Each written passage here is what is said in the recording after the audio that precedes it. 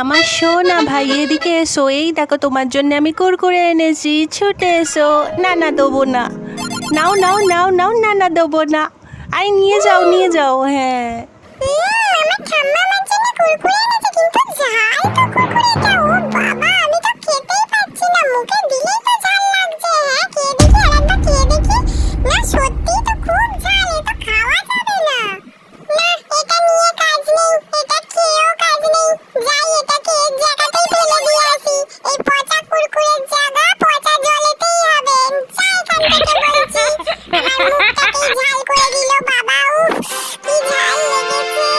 তুই ওই পচা জলেতেই পড়ে থাক, বাজে কুরকুরে কথা করে। আর কোনোদিনও তোকে খাবো না আমি। আমার ঠাম্মা আমার জন্য এমন কুরকুরে এনেছে যেটা আমি খেতেই পারলাম না, ফেলে দিলাম ওখানে। কি হলো ভাই, কুরকুরেটা কোথায় গেল? কোথা ফেললে তুমি কুরকুরেটা? ওই তো ওইদিকে ছুঁড়ে ফেলে দিয়েছি কুরকুরেটা পচা জলেতে। ঠিক আছে চলো, তোমাকে একটা ভালো কুরকুরে কিনে দেবো।